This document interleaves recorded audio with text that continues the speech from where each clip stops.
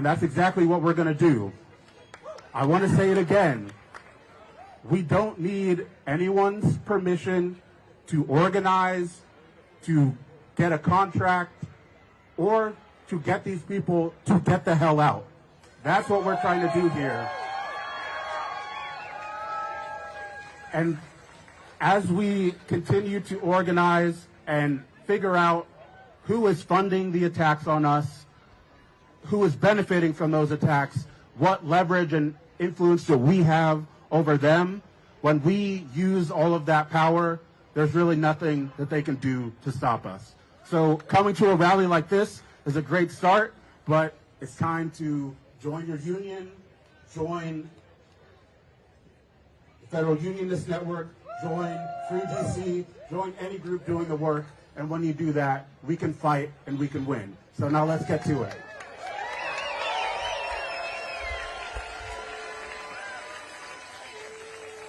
Thank you, Paul. When federal workers are under attack, what do we do? When home rule is under attack, what do we do?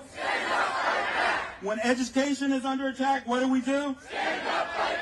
That's right. And to talk about education in our schools and community, to talk about our schools, our school communities right now, in this moment, I am honored to introduce Laura Fuchs, from a president of the Washington Teachers Union.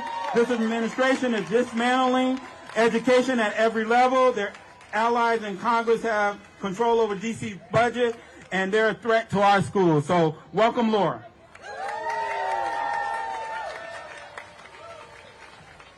Hello. The Washington Teachers Union is proud to represent close to 6,000 educators in this district. But we don't just represent teachers. We represent counselors, social workers, school psychologists, occupational therapists, and so many more who serve close to 50,000 students who are across 120 school sites here in the District of Columbia. Whoops, sorry. My phone is turning off on me. So, we are very proud to do our job. Our job is to teach the truth. As a history and government teacher for the past 18 years, there is nothing more important than the ability that we have had to do what we have to do in our classrooms. We are proud to teach every single child, no matter where they come from or who they are. We will not back down to fascists who seek to tear our community apart. They want to destroy our schools. They want to stomp out our teachers' union, and we say absolutely not.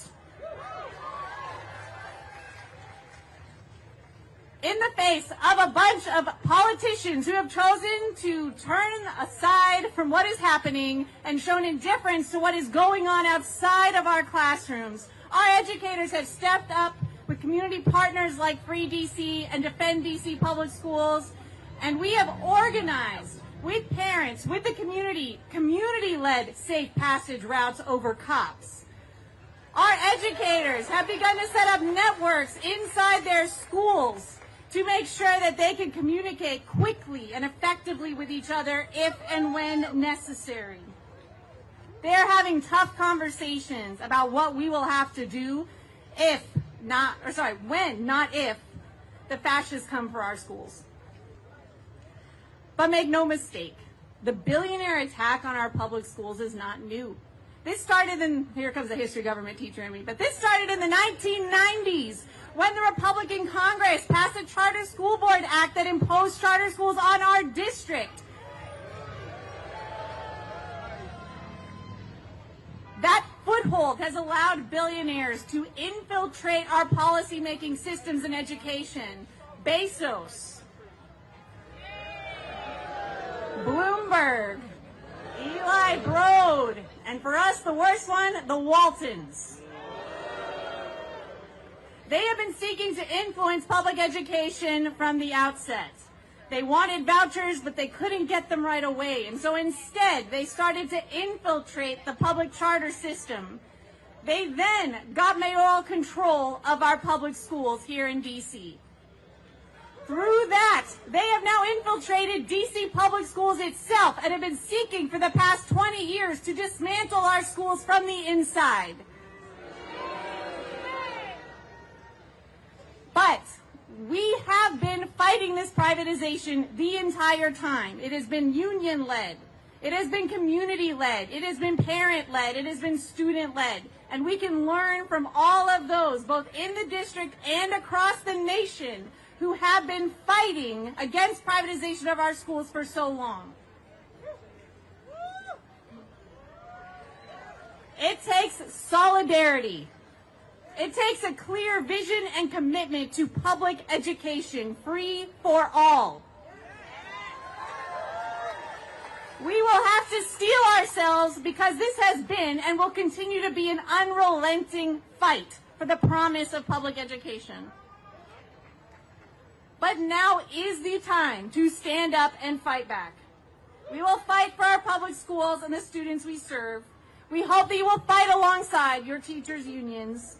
And we will fight for the very existence of a free public education for all. And public education that teaches the truth, a public education that prioritizes joy over testing, one that prioritizes our community over profit. So, whose schools? Whose schools? Whose schools? Thank you.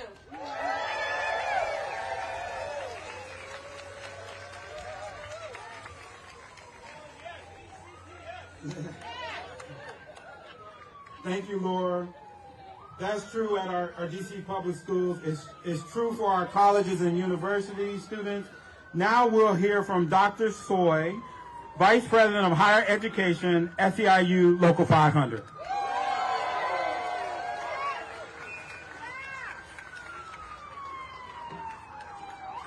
Greetings, everyone. My name is Dr. Soyini Richards, and I'm also known as Dr. Soy. I'm a proud member of SEIU Local 500. Where's SEIU out here? I've served as the Vice President of Higher Education for many years. And I come to you today as an adjunct professor, as a part-time professor. Also a scholar, and someone who has devoted their entire adult life for transforming the power of education. We've heard from marvelous speakers today about many important topics. But let me be crystal clear why we are here. Because we believe the dignity of workers, the strength of communities, and the unshakable promise of education is at risk. Workers' rights, immigrant communities, public education, and the very idea of equal opportunity are not just ideals. They are a foundation for our future. I look at the crowd today and I see America. I see what America looks like. And as a professor, I've seen firsthand the struggles our students face. Many have very high, heavy student loan debt. Many juggle multiple jobs. They come into the classroom with fear that they may not be able to come back. Yet every day, they still show up with determination, with resilience, and with hope.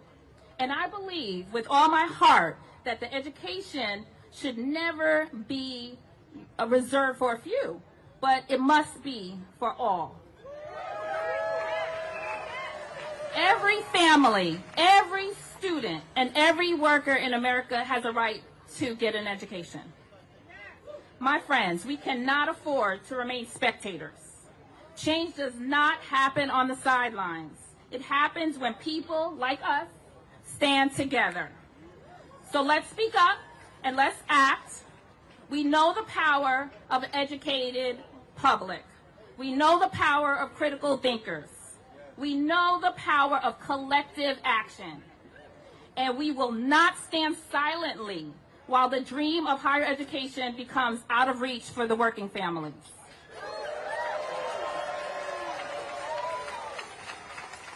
When higher education is threatened, it is not just institutions that suffer.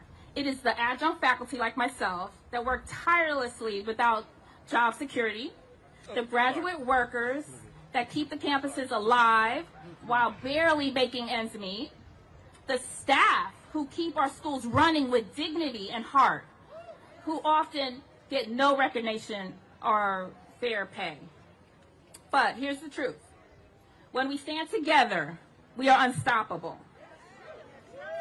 We will not sit silently while students are buried under unmanageable debt. We will not accept classrooms that exclude instead of uplift. We will not let the voices of workers go unheard. We say it loud and we say it clear. Education is a public right. Education is the path to freedom, justice, and equality. And no one can take that from us.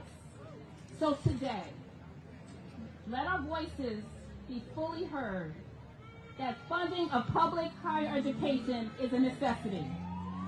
Let's demand student debt relief. Let's stand for the immigrant rights. Let's unite for dignity, respect, and justice for every worker. Because we, the members of the Service Employees International Union, that's SEIU, I'm louder than them, I'm louder.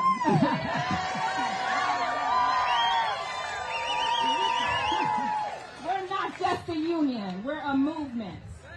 A movement for fairness, a movement for justice, a movement for the future. And together, my friends, there's nothing we cannot achieve. Again, I'm Dr. Soyini Richards, aka Dr. Soy, and thank you. And I'm going to end with God bless America.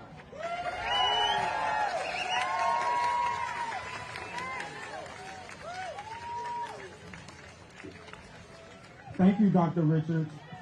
Our students need our support right now, but they are not the only neighbors who are vulnerable in this moment.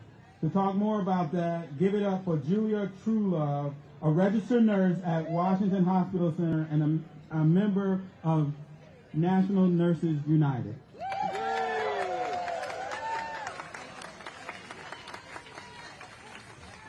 Good afternoon, everybody. My name is Julia Truelove. I'm a registered nurse in the Burn Trauma ICU at MedStar Washington Hospital Center. Let me say as an aside, while you're having fun at rallies this summer, please wear your sunscreen, wear your bike helmets, your seatbelts, and check your smoke detectors. I represent 2,200 DC nurses as Chief Shop Steward for National Nurses United, the nation's largest and fastest growing union and professional association of registered nurses, representing 225,000 members nationwide. Thank you. I'm a proud resident of the District of Columbia, but today I'm here because nurses are deeply concerned about the state of our country and our community. The President's actions toward the district put lives at risk, weaken our democracy, and make people afraid. Anyone who believes that President Trump's order to forcibly remove, jail, or involuntarily commit unhoused people from D.C. streets is not only a violation of their civil and human rights, but will damage the city's healthcare infrastructure by flooding hospitals with a surge of patients who don't need to be there. People experiencing homelessness deserve our help and need services and support, but make no mistake, Trump's actions are not about helping unhoused people. His actions are about criminalizing people for being poor, for being sick, or for being mentally ill, none of which are a crime. People living on our streets is visual proof of our failure as a country to meet the needs of our communities. The epidemic of people without stable housing is the result of massive structural problems with government policies that prioritize the profits of corporations and billionaires over the needs of working people. Those who benefit from this gross inequality don't want to be reminded of their complicity in mass suffering. They want to sweep unhoused people away and lock them up somewhere. They aren't reminded of them every time they go play golf. They want to pretend homelessness doesn't exist. Out of sight, out of mind, that's wrong. To see an unhoused person and think first of the optics and not of the human soul involved is callous. That's not what nurses do, and it shouldn't be what our elected officials do.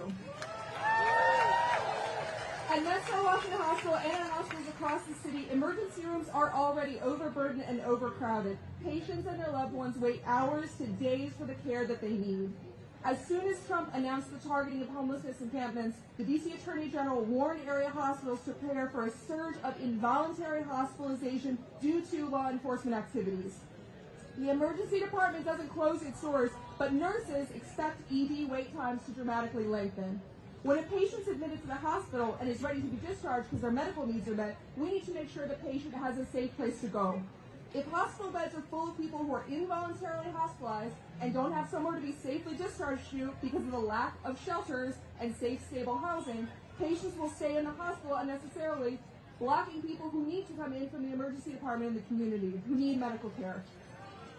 Housing advocates in D.C. report there are only about 40 shelter beds on a given night for the more than 900 people who live outside, essentially giving unhoused people no option besides risking being jailed or institutionalized. And the city already suffers a lack of inpatient psych beds for people who truly do need that specialized care. Delivering patients to our doors who don't need to be there stresses an already stressed system. The overburdened nurses work with limited resources and time already, and more patients at the doors means less time for the care our patients deserve. With Trump's new policy, patients throughout the hospital will suffer.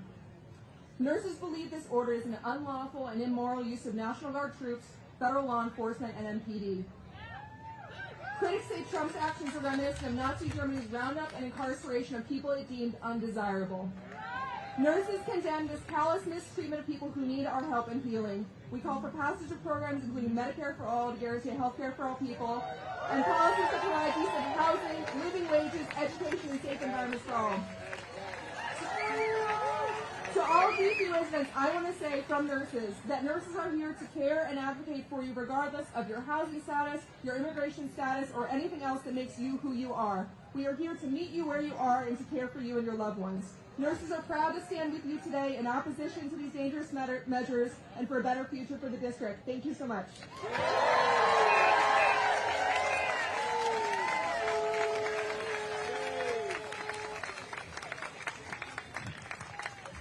Thank you, Julia.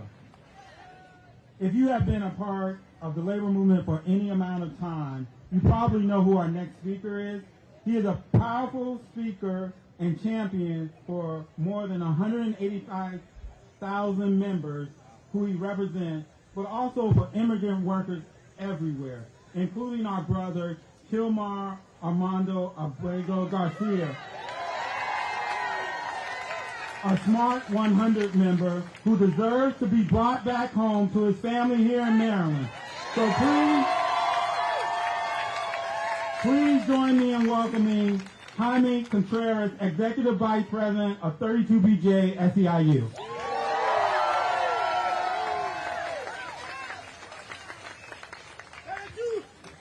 Be good. I'm proud to say I was there Monday with Kilmar and his family. What a day. Thanks again, Sam, and thank you all for being here. Again, I'm Jaime Contreras. I'm an Executive Vice President for SEIU 32. Okay, just checking. I'm also a proud veteran of the United States Navy. But I'm also an angry veteran because I'm someone who was brought here as a child in 1988 during the bloody civil war in El Salvador, undocumented. More than 40 years ago, I became a citizen and I served. I want to ask you, who does Trump serve? Himself and his billionaire friends. Our union represents, as Sam said, 185,000 members throughout the East Coast, including 22,000 members in the DMV, Richmond, and Baltimore. Now, our members are overwhelmingly black and immigrant workers who clean and protect our commercial office buildings that you see around you, city and federal buildings, airports, and higher education facilities. Now, I know, I don't need to tell you this because I know you know this. I don't know if Trump and his cronies know this, but immigrant workers are vital to all sectors of our economy.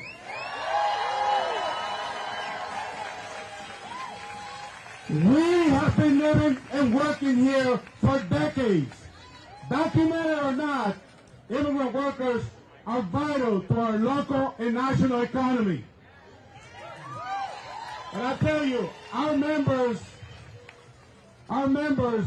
and you are a shining example of what's possible when black and brown and working class people come together to a union. They are a symbol of what we can achieve when we work together as a city and as a community. Now, in the 1980s, janitors nationwide were sick and tired of being paid substandard wages. So right here in Washington, D.C., they came together and paved the way for the nation's Justice for Janitors movement. And I know I see a couple of veterans with that movement here. Bill, I see Bill out there. They marched and even blocked the 14th Street Bridge during rush hour, demanding and winning living wages, employer pay health care, and respect and dignity on the job. But 40 years later, we are under attack again from the very people that are members that you helped keep safe during the pandemic.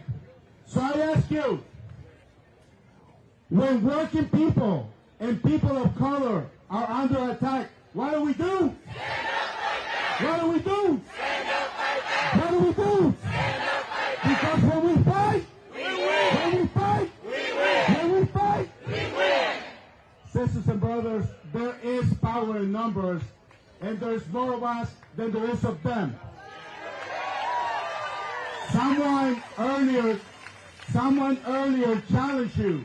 At the next march, commit to bringing at least 2 other people with you, and let's take the streets of Washington and let's show them whose streets these are. Whose streets? Our streets. Whose streets? Our streets. Whose streets? Our streets. When we fight, we win. When we fight, we win. Thank you.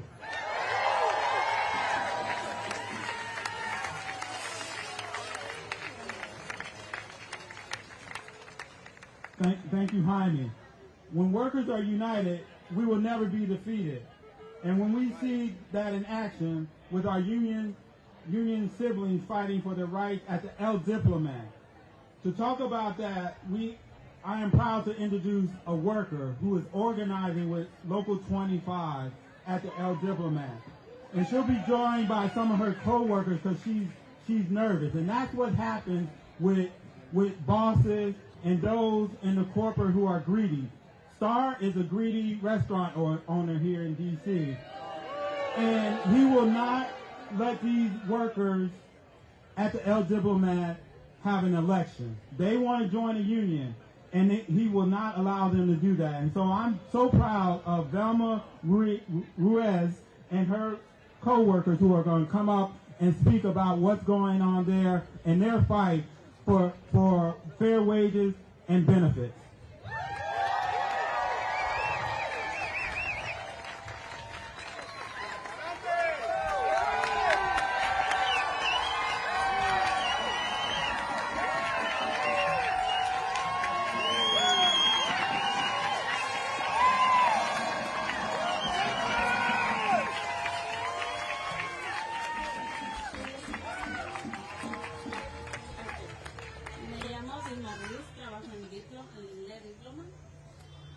Hello, my name is Vilma Ruiz and I work at La Diplomat.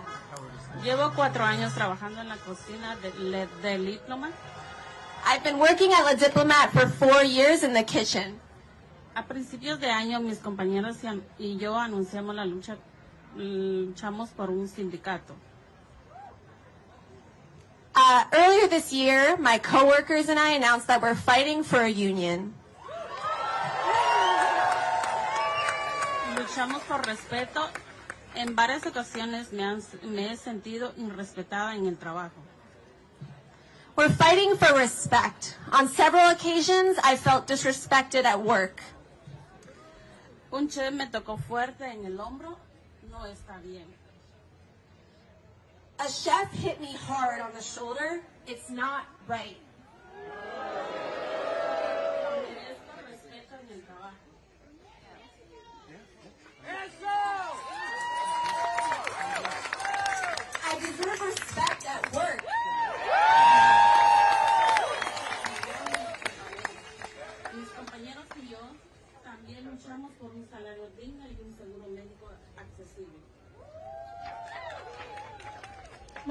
workers and I are also fighting for a living wage and affordable health insurance. Yo gano menos por hora que el precio de una hamburguesa en Diploma. Can you believe I earn less per hour than the price of a hamburger at La Diplomat?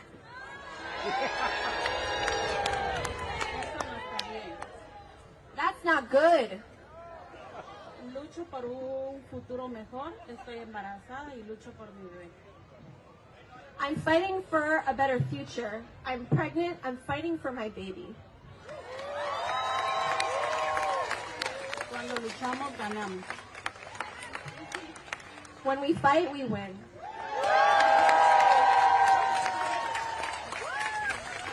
¡Sí se puede!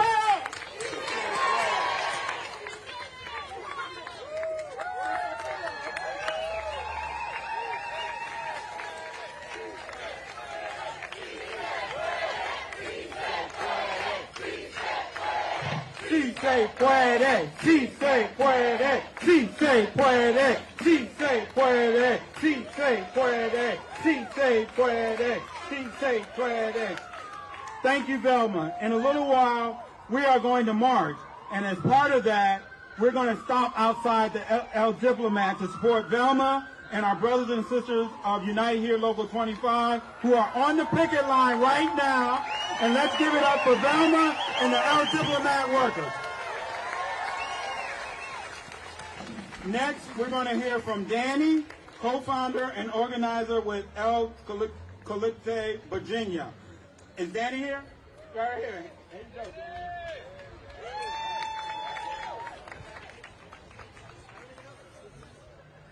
What's up, everyone? How you doing? All right, my name is Danny, and I'm here with La Colectiva. Any folks from Virginia here? Got a little bit, but we know we're here in D.C., right? And I came from Virginia because this is important for us too, right? Because we know solidarity is a lifeline. We know that without solidarity, people don't eat. Without solidarity, we don't have school for our kids. That we don't have jobs that actually give us living wages, and that we won't win, right? We live in a current circumstance where we are not getting what we deserve. But that's been the case for a long time. And that's the truth. That's what we got to deal with, right? That the shit we're dealing with right now is not a surprise. That's the unfortunate reality of this colonial settler project, right? It's the reality of capitalism. It's the reality of racism. And I can tell you through my organizing work in Virginia, we have been taking on corporations for years. We've been taking on the collusion between the public officials, the government officials, and the way that they have sold out our communities for years with corporations like Amazon. For years, over the past 2 decades, the Latinx population in Arlington County has been being pushed out in numbers that don't compare to other counties across the whole country. That's because it became a county where many of our families used to come and to try to build families, to try to build communities, to a place where they used to now arrive and are pushed out within a few years.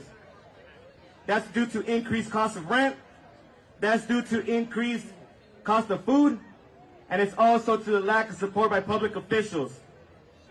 In 2019 or so, we started hearing about Amazon opening up a second headquarters. They had a first one in Seattle.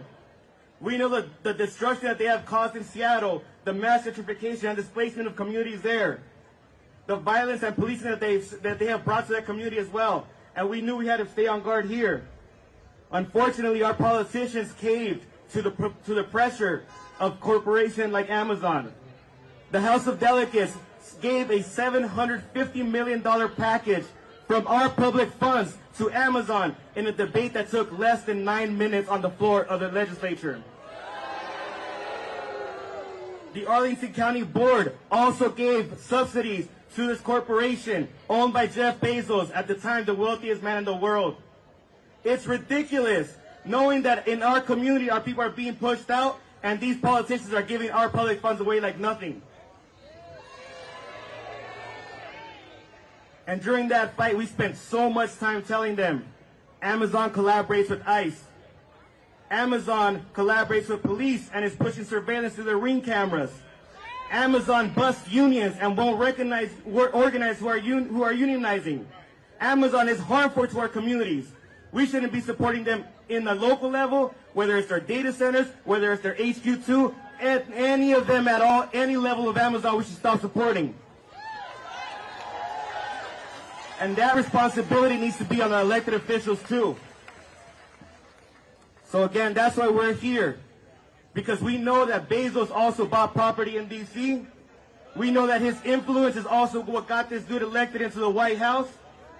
We know that the tech billionaires, the tech oligarchy is a threat to all of us. And we need to organize and defeat them and defeat fascists and defeat the big tech oligarchy that is harming us, surveilling us, tracking us, policing us, deporting us, and fueling this fascism.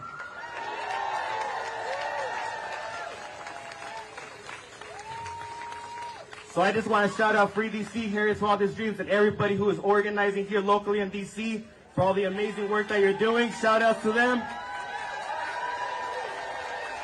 And just know that we'll keep doing our part in Virginia, making sure that our elected officials are held accountable too, because they also have influence and power for what happens here in DC. Brevemente, nomás quiero decir en español, porque sé que hay algunas personas que hablan español aquí también, que aquí la lucha es contra la clase élite, contra la tecnología grande, contra los multimillonarios que están trabajando con los políticos para dañar a nuestras comunidades. Nuestras comunidades son nuestras y hay que luchar por nuestra liberación colectiva. Gracias.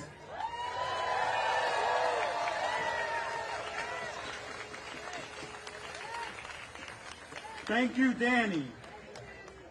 In the labor movement, there is one word that is more important than just about any other word, and that word is solidarity.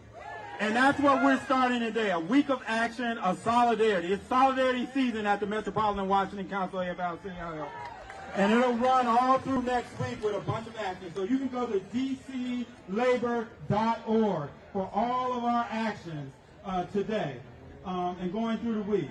And what we've heard today from federal workers, from teachers, from nurses, restaurant workers, our immigrant neighbors, and allies, we know that solidarity is with each one of us. That is what makes us strong.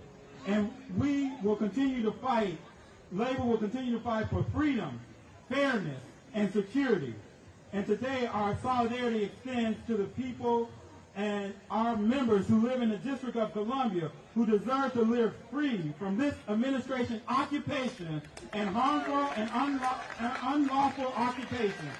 We say, free DC, free DC, free DC, free DC, free DC, free DC, free DC, free DC, free DC, free DC, free DC, free DC, free DC, free DC. And to stop the attacks on DC, we're going to need every tool available to us. And to talk about that, I am proud to be in the trenches and to hand over this mic to my sister in the struggle, Kaya, Executive Director of Free DC.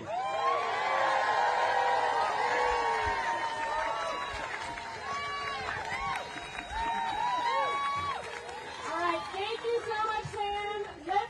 Let's thank our MC and give it up for Sam Epps and the Metropolitan Washington Council AFL-CIO.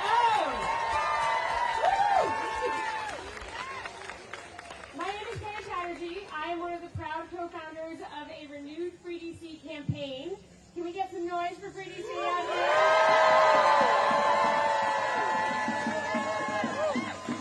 So we all know the bad news, right? We know what's going on. We know that DC is living through a clear and direct attack on our rights and on our safety right now. But this is not the first time in history that this has happened, and history has really important lessons that we all need to learn from right now. Here in DC, we need to fight back right now the same way that labor unions do all the time, by refusing to cooperate with a system that is abusing us until the people who have the power meet our demands. So what are our demands? We demand the escalated federal forces leave DC immediately.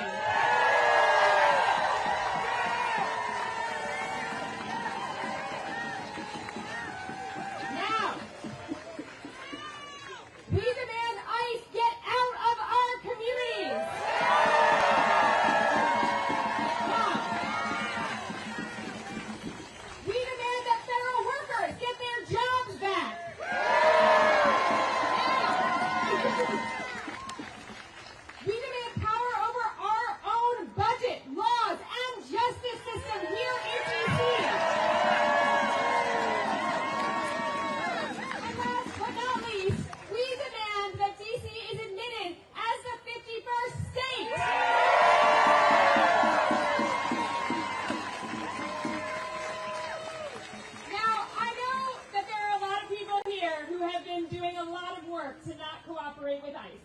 And there are other people who are thinking, I don't cooperate with ICE anyway. How can I stop cooperating with ICE because I already hate ICE? I know that's what we're all thinking, right? But I want to talk to you today about a company that Danny talked about for a little while that I'm willing to bet that a lot of us do cooperate with, and maybe some of us even cooperated with today. It's okay, no shame, no judgment. This is a company that sells online convenience at low prices with fast shipping. This is a company that sells organic produce, not too far from here, in our neighborhoods. This is a company that sells shoes, home security devices, online movies, audiobooks. But unfortunately, this is also a company that sells data services to ICE that provides their cloud computing. And in fact, this is a company that depends on ICE to make money, and ICE depends on them to do its work of kidnapping people. This is a company that makes millions or billions of dollars every year powering these detentions and deportations, all while crushing their own workers to make them do it faster and with fewer protections. And as if that is not enough, this company's founder and board chair has gotten so close to Trump because Trump loves wealth. So this is a person who has the power to stop this. And of course the company, I think we all know, what's the company I'm talking about? Right. So today, I have news. Today, Free DC is calling on everyone who opposes Trump's detention agenda to stop shopping at Amazon and all of its subsidiaries. Amazon depends on all of our money to make profits. One of the ways we can stop attacks on our communities is to stop shopping at the companies that enable them. Right? So we know that together we have power. We also know that this alone isn't going to stop Trump. We also need a lot of other things, but we know that when an occupation starts, so let's say, for example, Putin occupies the Ukraine, we know one of the first orders of business is economic sanctions. So we are counting on us, our community, to implement those economic sanctions right now. It won't be enough. We also need the courts. We also need Congress. We also need our workers across industries. We need jury members. Who out here has been in jury duty in the last 2 years? I see you, DC. We need allies across the country. We need our elected officials, including our mayor. Side eye. Our mayor should be using every tool available to oppose this regime. But where we spend our money is a choice that each of us makes every single day, and we can choose to either make this administration's work easier or to make it harder. So I invite everyone to go to freedcproject.org/Amazon. You don't have to do it right now. There's also people floating around with clipboards that look like this, where you can sign a petition and get involved. And I just want to say that this is, the moment we are in is really tough, right? Like, actually from where I'm standing, I can see armed guards. Right? This is a moment that's tough. But we are going to keep each other safe, and we are going to do what it takes in this moment. So we're going to get together, we're going to march in a second. But I want to lean into our responsibilities for a moment and quote the great Asada Shakur, okay? So let's do this, right? You repeat after me. It is our duty to fight for our freedom. It is our duty to fight for our freedom. It is our duty to win. It is our duty to win. We must love each other and support each other. We'll do that one again. We must love each other and support each other. We must love each other and support each other. We have nothing to lose but our chains. We have nothing to lose but our chains. We have nothing to lose but our chains. We have nothing to lose but our chains. We have nothing to lose but our chains. All right, we are going to live up to that duty right now. We are going to march. This is what we're going to do. It's going to be a little complicated, but we can beat fascism, so we can do this. We are going to get in line behind a red banner that says Solidarity that is in the street right now. We're going to turn around and we're going to get behind them. They're going to move a little bit and people can file in a little bit as they move, but some folks are going to go ahead and file in behind them right now. And we are going to march down P Street is our first destination. We've got a few stops along the way, and we're going to very close as we go.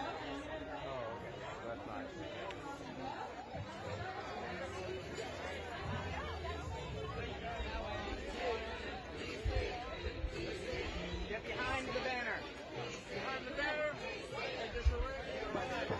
Stay behind the banners, please. Stay behind the banners.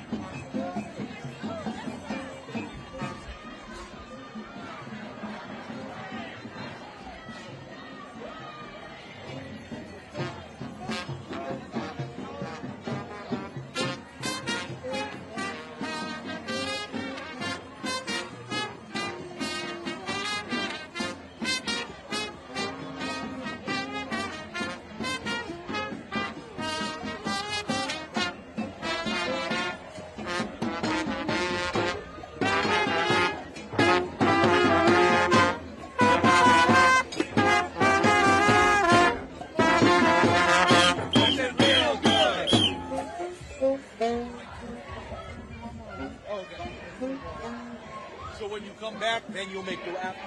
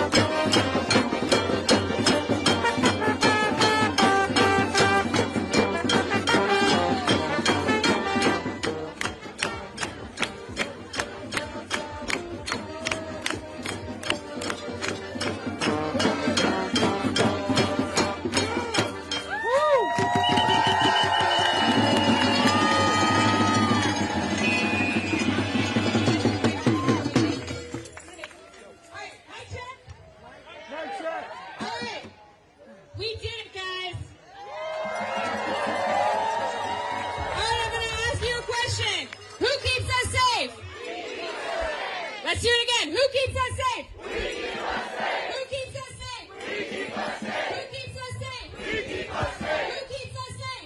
Who keeps us safe? We keep us safe. Who keeps us safe? We keep us safe. Who keeps us safe? We keep us safe. Who keeps us safe? We keep us safe. All right, that is what we are going to do. This is only the beginning, right? We are here to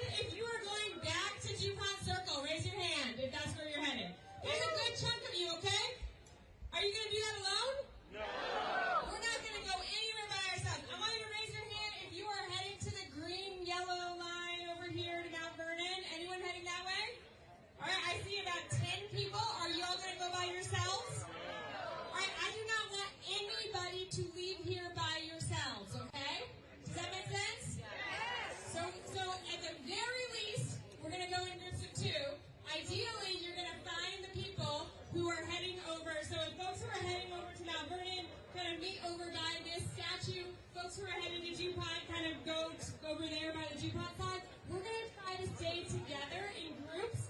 Does that make sense? Yeah. All right, so if you see somebody by themselves, what are you going to say? Come with me.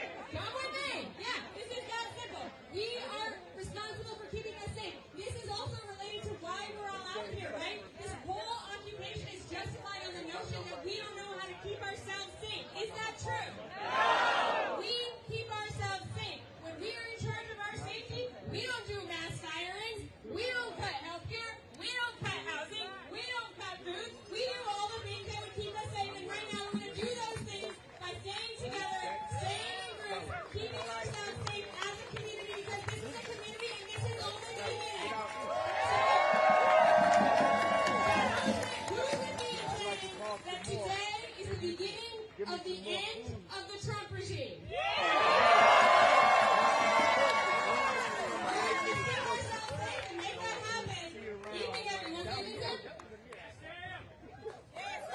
Who runs this city?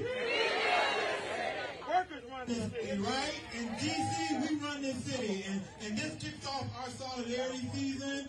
And so I'm so glad that partners, but we are going to help. The labor movement is going to help in this occupation here. And we're going to stand up and we're going to lead here. So go to Free D.C. You can Google them. Go to D.C. Labor. September 6th is coming. It is a mass mobilization to send a message that it won't happen in D.C. or anywhere in the United States. Anywhere workers are, we will fight back and we will win.